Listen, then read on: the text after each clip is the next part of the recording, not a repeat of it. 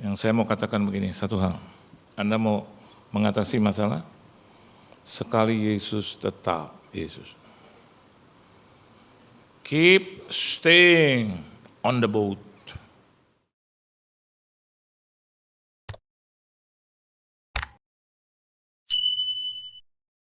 Shalom saudara.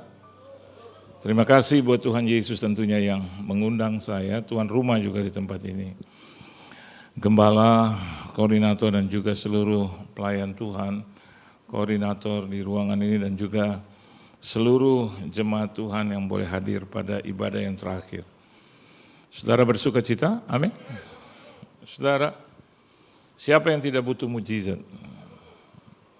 Seringkali orang berkata bahwa ya, mujizat hanya dikerjakan oleh Tuhan, betul. Dan ada lagi yang berkata, Pak, saya sudah bertahun-tahun menginginkan mujizat, sesuatu yang terjadi besar dalam hidup saya. Memang definisi daripada mujizat adalah hal yang tidak bisa lagi dilakukan oleh manusia. Hanya Tuhan yang bisa melakukannya. That's the miracle. Dan sebagai makhluk hidup, sebagai creature, sebagai yang diciptakan oleh Tuhan, kita juga butuh mujizat, saudara. Dan hari-hari ini kita melihat tantangannya juga hebat, besar dalam hidup kita. Anda seringkali sulit untuk menceritakan masalah, problema, kesulitan Anda kepada orang lain, tapi percayalah, ketika Anda menceritakannya kepada Tuhan, itu langkah pertama mujizat terjadi. Ketika Anda berharap kepada Tuhan, itu ada langkah berikutnya mujizat terjadi.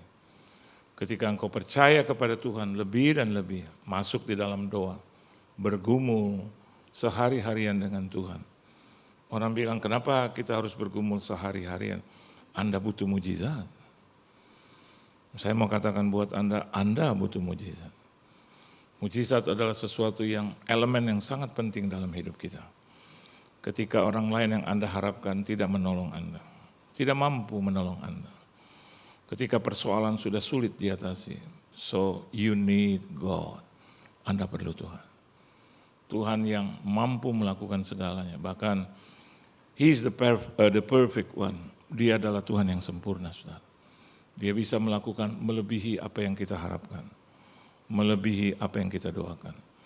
Hari ini saudara yang datang dengan sakit, penyakit, problema, kesulitan, saya mau katakan buat Anda, masih ada mujizat. Beri tepuk tangan yang meriah buat Tuhan. Mari kita lihat kebenaran firman Tuhan di dalam Matius pasalnya yang ke-8. Matius pasalnya yang ke-8 ayat yang ke-24 mulai. Saudara. Matius pasalnya yang ke-8 ayat yang ke-24. Kita boleh baca bersama-sama di dalam Matius pasal yang ke-8, ayatnya yang ke-24. 1, 2, dan 3. Sekonyong-konyong mengamuklah angin ribut di danau itu, sehingga perahu itu ditimbus gelombang, tetapi Yesus tidur. Itu dulu. Persoalan dan masalah, even diseases, even illness, sickness, saya mau katakan buat saudara, kadang terjadi dalam hidup kita sekonyong-konyong. Artinya sekonyong-konyong di sini, saya dan Anda tidak siap gitu. Sesuatu yang tidak bisa kita pikirkan sebelumnya, dia terjadi saja. Tiba-tiba. Siapa sangka gitu. Kita punya anak, kita punya suami, kita punya istri, atau bahkan negara kita ya bisa terlibat di dalam satu masalah yang besar. Kita lihat bagaimana gempa yang terjadi, kita lihat tsunami yang terjadi. Apakah mereka memberitahukan terlebih dahulu? No. Ada alat deteksinya? Ada, tetapi tidak maksimal. Mau dideteksi sedini mungkin ya bisa mengurangi, tetapi kalau datangnya besar, lihat, tanpa ampun, tidak memilih-milih tempat daerah. Bahkan saya mau katakan buat Anda, di daerah orang percaya sekalipun. Dan Anda lihat di ayat yang ke-24, Alkitab katakan sekonyong-konyong mengamuklah angin ribut di danau itu. Danau itu bicara tentang kehidupan. Kadang masalah, persoalan, badai itu datang dalam kehidupan kita. Ada banyak sekarang kita melihat keluarga-keluarga Kristen yang berantakan. Dulu kita melihat, wah kayaknya keluarga ini diberkati. Kayaknya sulit untuk cari kelemahan di keluarga ini. Tapi terjadi sesuatu dan akhirnya meluluh lantakan itu. Bahkan saya juga berani berkata buat saudara, kelihatannya indah di luar tetapi rusak di dalam. Atau sebaliknya, ada orang berkata bahwa keluarga itu seperti keluarga Shekinah Glory. Memang seperti itu. Tapi ketika masalah itu hadir, seringkali keluarga enggak kuat. Saudara. Suami yang takut akan Tuhan sekalipun, istri yang selalu berdoa untuk keluarganya.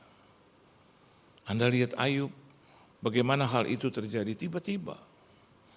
Alkitab katakan dia orang yang saleh, jujur, takut akan Tuhan, menjauhi kejahatan. Apakah ada orang di ruangan ini yang melebihi Ayub? I am not challenging you, tetapi rasanya takut akan Tuhan, menjauhi kejahatan, jujur dan saleh. Saleh terjemahan di dalam bahasa yang lain itu dikatakan beribadah. Orang yang selalu beribadah. Coba, can you think yang beribadah saja tidak lepas dari persoalan dan masalah? Apalagi orang yang tidak beribadah. Halo? Ya. Bahkan Alkitab juga catat begini. Orang benar saja hampir-hampir tidak selamat. Bagaimana saya dan Anda untuk beribadah setengah-setengah?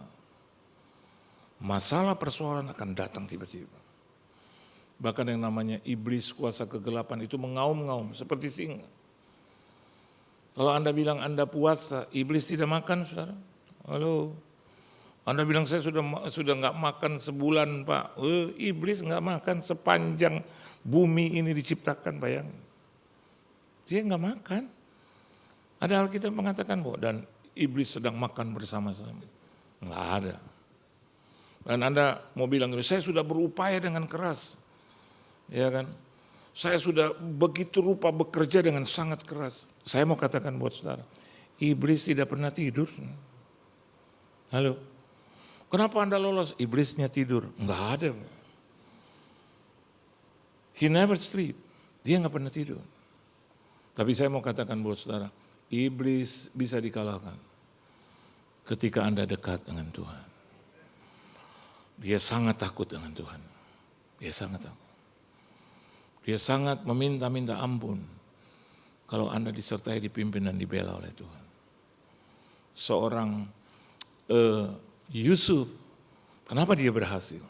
Alkitab bilang, karena Yusuf disertai oleh Tuhan. Dan Tuhan membuat dia menjadi orang yang berhasil. Apa saja yang dikerjakannya oleh Yusuf berhasil. Luar biasa. Jadi pastikan bahwa di dalam kehidupan Anda, selalu disertai oleh Tuhan. Jangan berpikir bahwa Anda bersama dengan Tuhan, tapi pikirkan biarlah Tuhan di pihakmu. Alkitab bilang, jika aku di pihakmu, siapa lawanmu? Berarti usahakan dengan sungguh-sungguh supaya Tuhan di pihak kita. Ada orang berkata berargumentasi, oh Tuhan selalu menyertai kita. Who told you that? Tapi dia selalu berkata, dia selalu menyertai orang-orang yang benar. Orang-orang yang takut akan Tuhan. Amin, saudara. Dan Anda lihat hasilnya. Ayub diberkati Tuhan 2 kali lipat. Amin. Anda keluar dari tempat ini diberkati 2 kali lipat. Karena Anda punya Tuhan yang kuat. Beri tepuk tangan yang meriah buat Tuhan. Nah, bagaimana mengatasi masalah dan persoalan itu? Coba Anda lihat ayat 24 ya. Tadi di sebelah saya ada calon bupati. Dan tadi waktu Elvis dan siapa? Nico ya, itu bernyanyi saudara. Yang soal apa itu yang jadi pemenang. Kita lebih lebih dari pemenang. Ayo katakan, Anda lebih, saya lebih. Nah, saya lihat calon bupati, saya menang, saya menang, saya menang. Terus saya teriak di sebelahnya, Anda menang, Anda menang. Saya suka dengan quotes ini, one man plus Jesus is majority. Satu orang dengan Yesus plus Yesus menang. Lebih dari pemenang. Mayoritas. Tadi dia bilang, Pak, kurang satu partai. Ya. Partainya asal partai Yesus. Halo, ya. Even partai tidak bela engkau, last minute Tuhan bisa perintahkan dia. Siapa yang bisa melawan dia? Kalau dia turun, saudara, udah beres deh, hidupmu beres. Yang gak punya jodoh yang kayaknya udah hampir kiamat gitu. Nunggu kayaknya nih menjelang kiamat juga aku gak dapat. Saya mau katakan buat saudara, Anda akan mendapatkan jodoh yang terbaik. Meskipun 2 hari sebelum Yesus datang, gak apa-apalah. Gak apa-apalah. Supaya nanti di sorga Anda bilang, tetap saya diberkati. Kenapa? Ini 2 hari tuh kemarin tuh saya dapat jodohnya. Terus kenalan, ya Tuhan Yesus datang. Enggak jadi nikah, ya cuma 2 hari. Ya. Baru kenalan WA, lusanya Yesus datang. Enggak apa-apa. Jadi waktu di atas, ada kesaksianmu kata Petrus, ada apa? 2 hari sebelum Yesus datang, aku sudah dapat jodoh. Sudah menikahkah? Belum. Karena saya tahu lebih berharga masuk surga daripada menikah. Setuju enggak? Iya, amin. Beri tepuk tangan yang meriah buat Tuhan. Nah coba lihat ayat 24 sekali lagi, baca sama-sama. Saya suka loh. Ini ibadah yang ke-5 ya. Saya khotbah, ini yang ke-4 ya. 8, 10, 12, 2, 4, 6. Ibadah yang ke-6 aja udah begini. Baru berapa hari? Baru kemarin ya? Kemarin. Maksudnya 3 bulan kemarin gitu, apa 2 bulan gitu ya. Luar biasa loh. Orang tuh Pak, Bu, I'm telling you the truth, saya suka ibadah malam. Itu kalau yang jam 7 atau yang jam 6, udah. Mata mereka tuh solau-lau. Oleh sebab itu, ibadah malam kenapa kolektornya besar? Suka salah.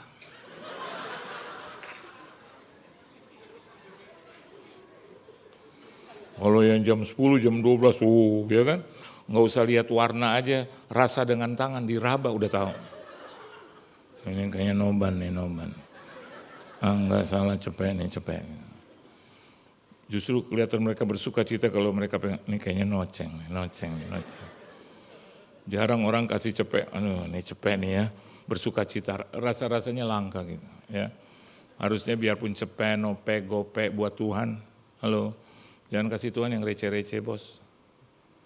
He is not recehan. Ya. Dia itu pemurah, tapi bukan murahan. Setuju nggak? Dia itu pemurah, tapi nggak murahan. Jangan anggap dia murahan. Dia nanti kasih. Dia pemurah, tapi nggak murahan. Kalau Anda langgar firman-Nya, dia nggak murahan. Dia tolak Anda. He rejects you, he rejects me. Tapi kalau saya dan Anda bekerja sama dengan dia, wow, anugerah Tuhan yang selalu baru dalam hidup kita, itu kita bisa rasakan di dalam setiap jengkal langkah hidup kita. Nah, untuk mengatasi masalah, ayat 24 coba baca sekali lagi. Saya suka ini, ya. Coba baca sama-sama, sekonyong-konyong. Ini bahasa Indonesia tempo dulu. Sekonyong-konyong. Terus kan diperbarui jadi apa? Tiba-tiba, ya. Sekonyong-konyong. Semonyong-monyong. Ya. Sekonyong-konyong, mengamuklah. Ngamuk. Angin ribut di danau itu. Hingga perahu itu ditimbus gelombang. Begini itu perahu. Hidup kita suka begini kan. Betul? Kadang cukup, kadang gak cukup. Tapi banyak gak cukupnya gitu. Akhirnya miringnya ke kiri-kirian, jarang ke kanan-kananan. Gitu. Kalau ditanya bagaimana Pak pekerjaan, ya begitulah Pak. Sedang ongoing Pak, ongoing. Bagaimana Pak? Ya sedang berproses. Jarang saya dengar orang, Pak sedang berprogres. Atau mungkin karena saya hamba Tuhan, dia takut menceritakan tentang ada progres supaya terus dia tidak memberkati saya. Padahal enggak.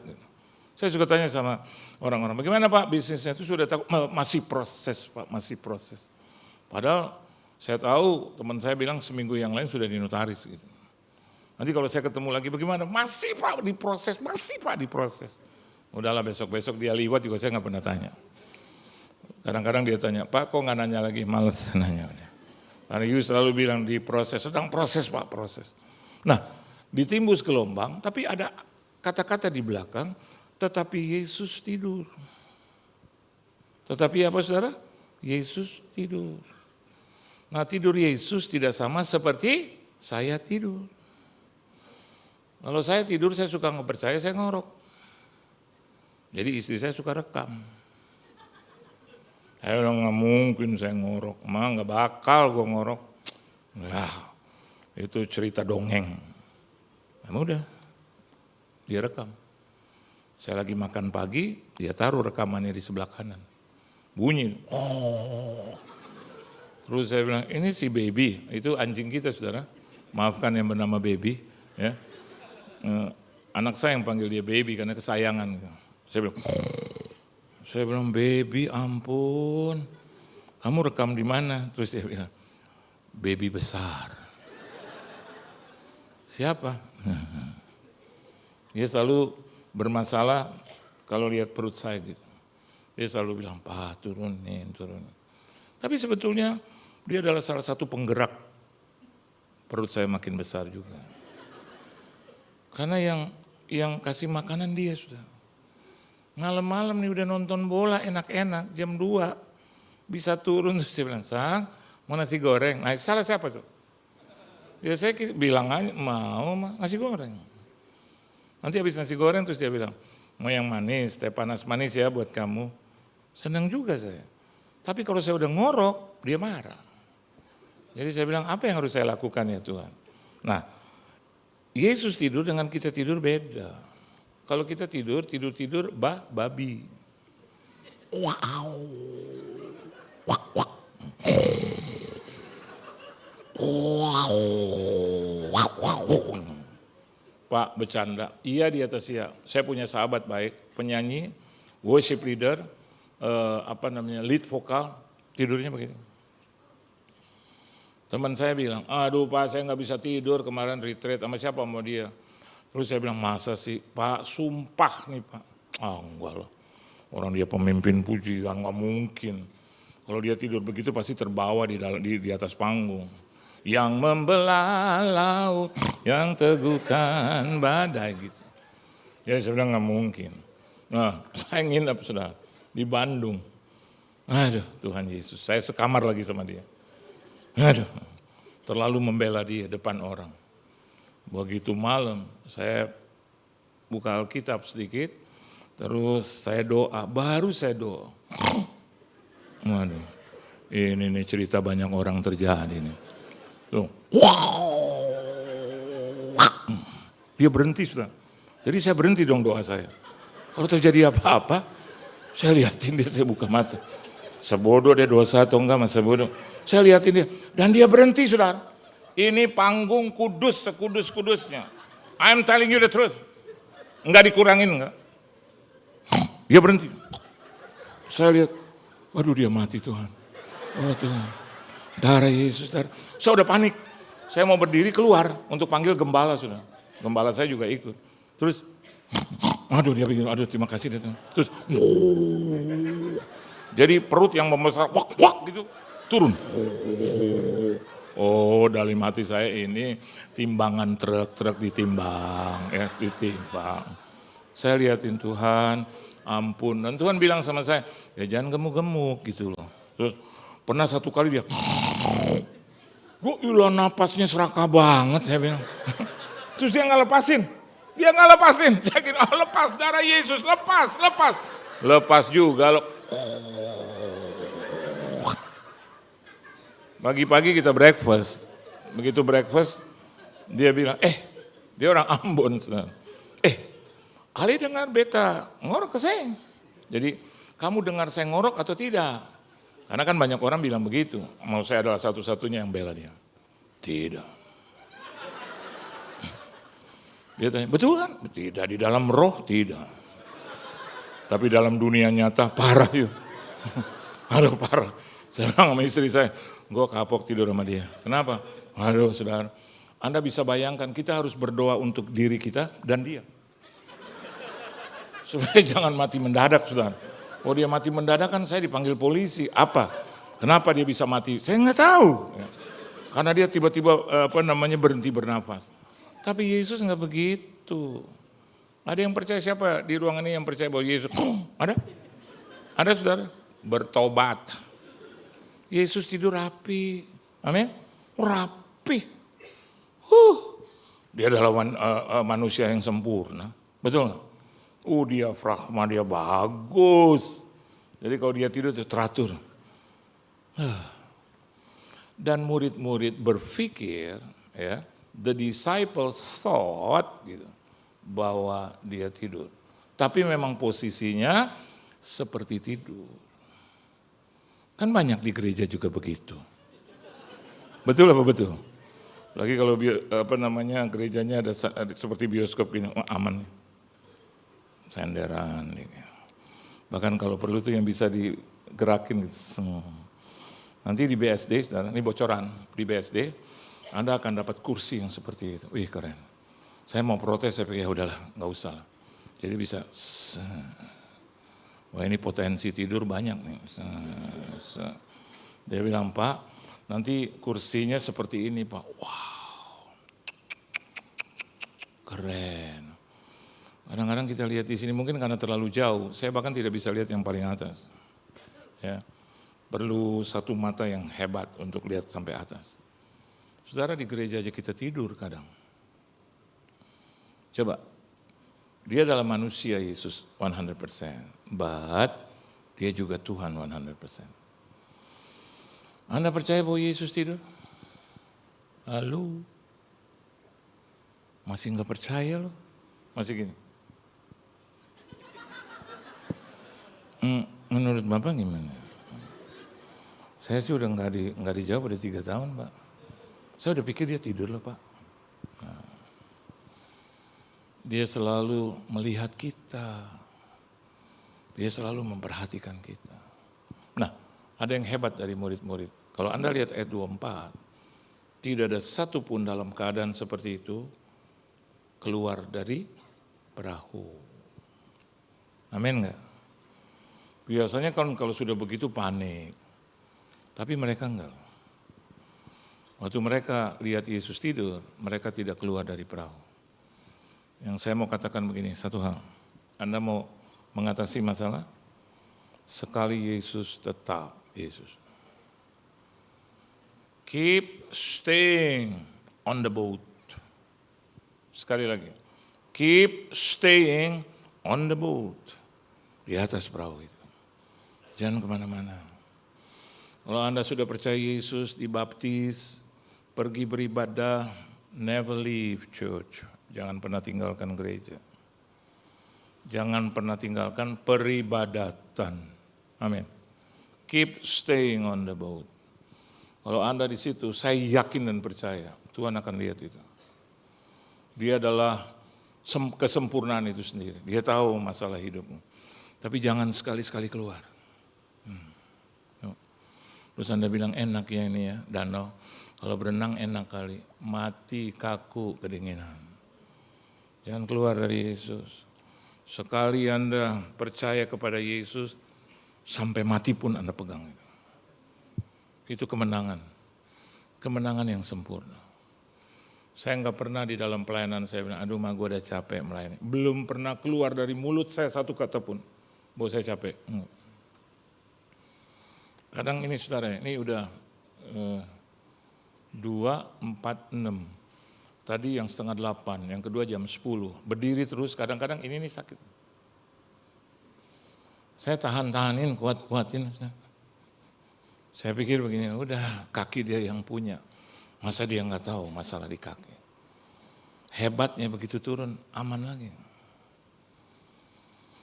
Saya nggak pernah ada masalah yang paling hebat sepertinya tidak ditolong, terus saya hujat dia. Nggak pernah. Nggak pernah. Bahkan langka bagi saya untuk menggerutu, bahkan berkeluh kesah. Never. Begitu ya Pak, usahakan itu aja. Biar saya nggak berdosa, saya mau tetap. Istri saya bilang, Pak sampai 2026 itu kita penuh, amin. Mau buka di tahun 2027, jangan. Kenapa 2025 aja belum ada, mau ngomong 2027. Tapi saya bilang sama dia, saya bilang sama Tuhan, sampai mati pun aku akan melayani Engkau.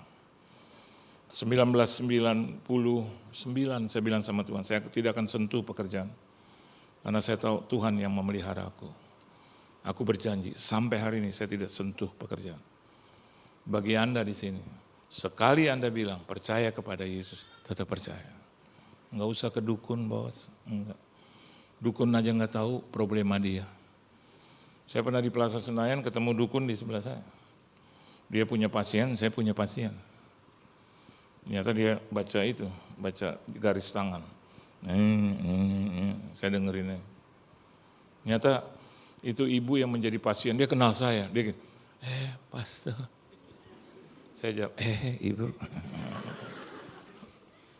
Terus ada orang yang jumpa, iya Pak soal pernikahan. Saya kenceng-kencengin. Bu, sekali Yesus tetap Yesus. Jangan cerai, maksudnya juga buat yang di sebelah. Ibu jangan pernah percaya dengan orang yang namanya pinter-pinter tapi enggak pinter. Ini sebelah sana. Saya kan ngomong sama ibu, bukan ngomong sama dia. Terus nggak lama setelah selesai minum kopi, dia tegur saya nggak usah sebut namanya. Halo pastor, saya mau bilang masuk halo dukun, kan enggak. Saya cuma bilang, brother, terus itu ya, kadang-kadang pastor juga banyak orang yang datang, iyalah. Tapi mereka kan dapat jawaban dari Tuhan, bukan dari saya. Udah, itu aja pertemuan saya. Dan saya nggak pernah jumpa lagi dengan orang itu. Yuk Pak Bu, biar nggak ada uang, jangan nikahkan anak kita dengan yang tidak seiman. Halo, iya, nggak boleh. Sekali Yesus tetap Yesus. Kesian, jadi farah. Bukan parah jadi farah. Udah, enggak nanti kamu akan dapat yang terbaik. Sekali Yesus tetap Yesus. Tuhan hanya lihat hatimu. Yang kedua, coba Anda lihat ayat yang ke-25. Yuk, baca sama-sama. Masih ada 6 menit. Terus? Datanglah apa saudara? Maka datanglah murid-muridnya membangunkan dia. Katanya apa? Tuhan tolonglah kita binasa. Yang kedua, keep staying on the boat. Yang kedua, lihat murid-murid enggak lari kemana-mana.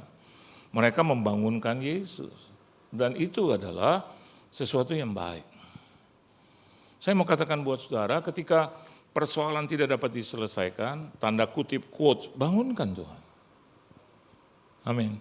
Bangunkan Tuhan. Dengan apa? Keep doing the right thing. Bagaimana kita cara membangunkan Tuhan? Tetap melakukan yang benar di pemandangannya. Amin. Jangan ke kiri, ke kanan lagi. Keep doing the right thing. Tetap percaya, tetap menyembah, tetap memuji, tetap beribadah. Tetap memberikan yang terbaik. Jangan suka percaya dengan yang di media sosial orang ngomong-ngomong tentang persembahan gereja. Adalah. Karena urusan percaya antara Tuhan dan kita. Begitu Anda susah, mereka tidak akan pernah menolong Anda. Tapi ketika Anda susah, Tuhan pasti tolong kau. Nah, udah itu hubungan pribadi. Jadi jangan belum dijawab, jangan masalah belum dimenangkan, belum diatasi, terus Anda melakukan hal yang tidak baik. Kembali lagi minum-minum. Kembali lagi pesta pora, makin parah Anda. Keep doing the right thing.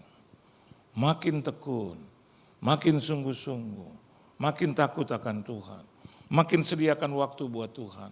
Buat mesbah yang terbaik buat Tuhan. Itu adalah jalan yang terbaik untuk membangunkan Tuhan. Jangan terus menyerah. Berserah dengan menyerah itu beda.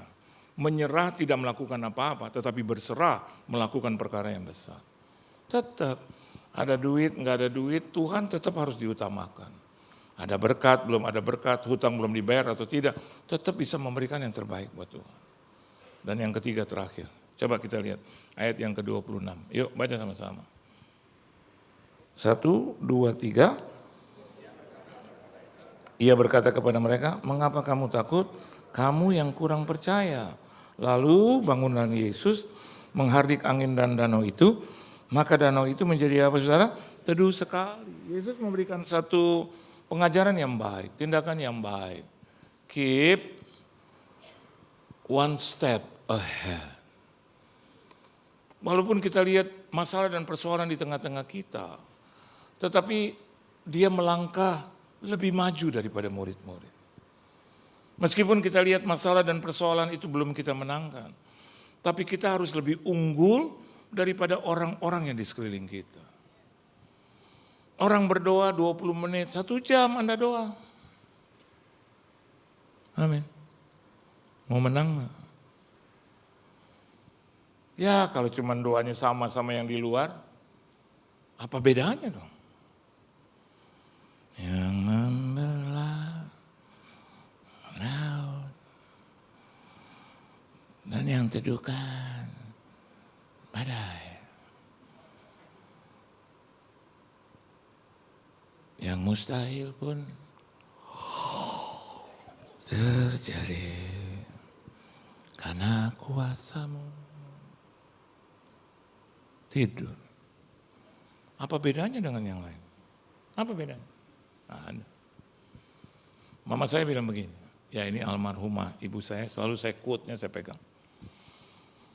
Kamu mau hebat, orang lain doa 20 menit, kamu doa 40 menit. Orang lain berdoa siang, bahkan malam, kamu berdoa tengah malam. Kenapa? Saingan kamu di tengah malam sedikit. Betul nggak? Bisnis apa yang paling menguntungkan ketika saingannya tidak ada? Nah, saya lakukan itu bertahun-tahun. Dari jam 12 malam. Saya suka bilang keponakan istri saya, kalau kamu mau dipakai oleh Tuhan, jangan lihat Pak D sekarang. Lihat Pak D 40-50 tahun yang lalu. Oh, fighter. Saya punya lutut itu, ya, sampai getar karena capek. Tapi saya mau dapat hasil yang baik. Saya tahu bahwa Tuhan saya itu Tuhan yang baik, tapi saya harus usahakan yang terbaik juga. One step ahead. Saya harus lebih unggul daripada yang lain. Pak Bupati, calon Bupati. Bupati-bupati yang lain doa 1 jam, Bapak doa 2 jam. Begitu Bapak dengar bahwa saingan sudah doa 2 jam, Bapak doa 3 jam. Begitu saingan 3 jam, Bapak juga harus doa 4 jam. Ketika dia menyerah, Bapak tetap 4 jam. Pasti menang. Menang. Ketika orang bilang, aduh krisis, ya, bahkan saya tutup dengan satu kesaksian. Gereja ini akan merayakan Natal di Istora. Bayangkan, karena nggak muat.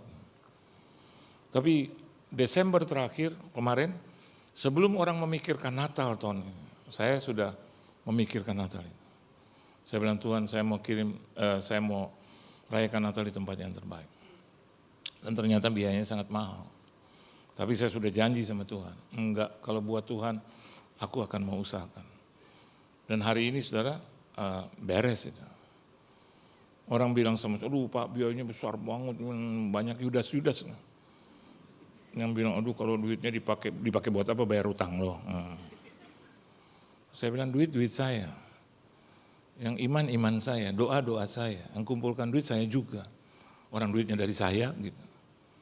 Pakai ngomong, aduh Pak sayang banget Pak, kalau bisa disebar di mana? Melalui helikopter. Karena Yesus lahir buat saya adalah cikal bakal dimulainya keselamatan itu. Saya bilang saya harus mati-matian, habis-habisan, gila-gilaan untuk Tuhan. Dan ternyata beres. Jadi saya bukan hanya berdoa dan beriman, apalagi GSJS. GSJS dengan berkatnya yang melimpah. Tahun ini aja bisa dapat tempat yang baru, ya kan? Walaupun penundaan paling juga di Januari, tunda lagi paling Februari. Ditunda-tunda lagi paling Maret, April, Mei, Juni, Juli, Agustus. Tapi yang penting ada kan, bisa kan? Kapasitas berapa? 1.000 lebih ya. Ya. Mereka tidak jawab karena mereka bilang nggak enak hati gitu. Takut salah-salah. Tapi saya mau katakan buat Anda, bagi saudara tadi ada orang yang di Cilengsi tadi di sini, ya. Cilengsi ibadah ke sini, hebat. Tapi nanti waktu BSD jadi, orang Kelapa Gading ke situ. Dan orang BSD ke sini. Jadi seri, saudara, seri. Gitu. Ya, keep doing the right thing, amin. Terus keep staying on the boat dan keep one step ahead. Harus Anda melangkah selangkah di depan. Orang lain marah-marah, kita sedang mengampuni. Amin. Orang lain sedang memberikan berita-berita bohong, kita sedang menyatakan kebenaran. One step ahead. Dan saya yakin orang yang seperti ini more than conqueror, lebih daripada pemenang. Tuhan Yesus memberkati. Beri tepuk tangan yang meriah buat Tuhan. Haleluya.